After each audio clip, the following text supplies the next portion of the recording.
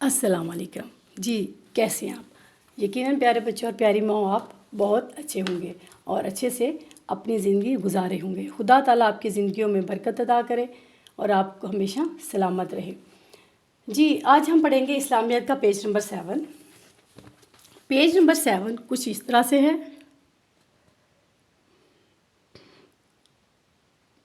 Page number 7 पर लिखी हुई है हदीस नबवी। हदीस नबवी ये है।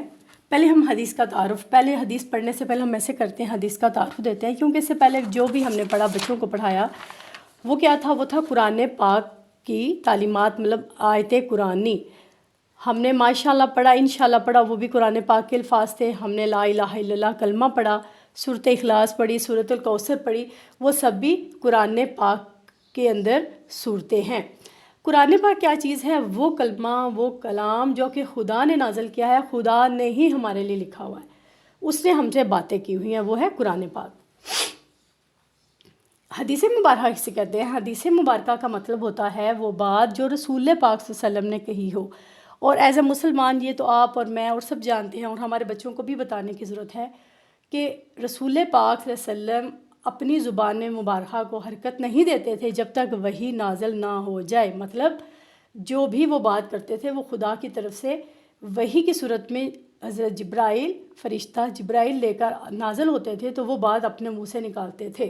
ठीक है, उसको हम कहते हैं हदीस मुबारका। अभी हम हदीस पढ़ लेते हैं। हदीस कुछ इस तरह से है।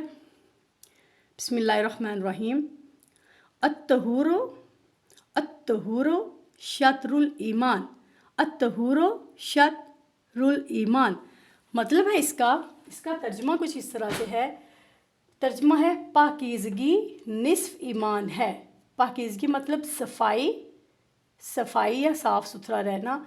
निस्फ आधा ईमान है, मतलब मुसलमान होना आधा मुसलमान होना ये है कि वो अपने आप को साफ़ सुथरा और पाक व साफ़ रखे। अब ये पाकीज़गी और सफाई कहने को इंसान का एक पर्सनल मामला है, लेकिन आप यकीन करें ये पर्सनल नहीं है। पर्सनल मतलब उसका एक ज़ाती मामला है, ज़ाती फ़ेल है, वो अपने आप को साफ़ रखे या ना रखे, दूसरों को इससे क्या। लेकिन खुदा ताला ने इंसान की ही इज़्ज़त के लिए ये चीज़ें हमें तालीमात की हैं। अब आप ख़ुद देखें, कोई बंदा साफ़ सुथरा हो, उसने साफ़ कपड़े पहने हों, उसने बाथ लिया हो, मतलब उसने नहाया हो, वो उसके नाखून कटे हों, उसके बाल अच्छी तरह बने हों, कोई बच्चा है, बड़ा है, या घर में माएँ हैं, तो वो देखने वाले को भी बहुत अच्छा लगता है। बंदा कहता है वाह माशाल्लाह, ये बहुत अच्छा लग रहा है। तारीफ़ किसकी हो रही है? उस बंदे की।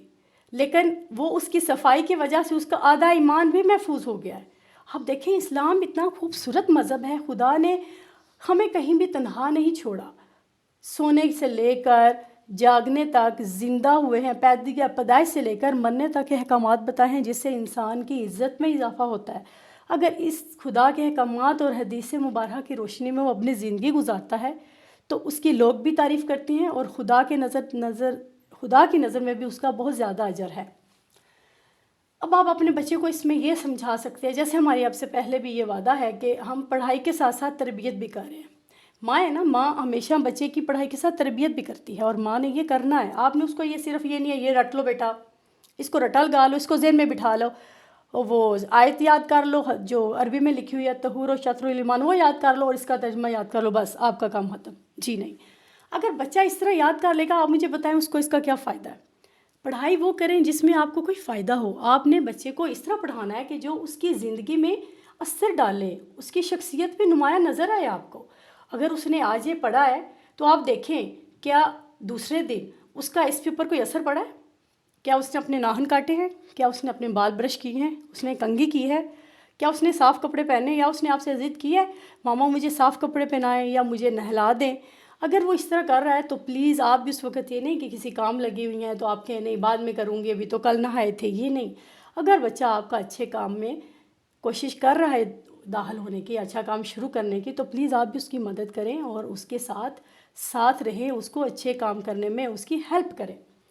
आपने उसको साफ़ सुथरा करना है। फिर जब वो साफ़ सुथरा हो जाएगा तो आपने बहुत अच्छा वही कलमा बोलना है, उसको क्या कहना है? माशाल्लाह, आप बहुत अच्छे लग रहे हो। इसी तरह फिर आप अगर कुछ खुद पहने, साफ़ कपड़े पहन के उसके सामने आए तो आप उससे बोलो बेटा मैं कैसी लग रही हूँ, اگر وہ چپ کر جائے تو آپ نے اس کو خود کہنا بیٹا بولو ماشاءاللہ ماما آپ بھی اچھی لگ رہی ہیں. اس سے کیا ہوگا آپ کی وہ تعریف کرے گا, اس کا ماشاءاللہ کا کلمہ بھی اس نے دہرا لیا اور اس کو عادت بھی پڑے گی کہ دوسرے کی بھی تعریف کرنی ہے.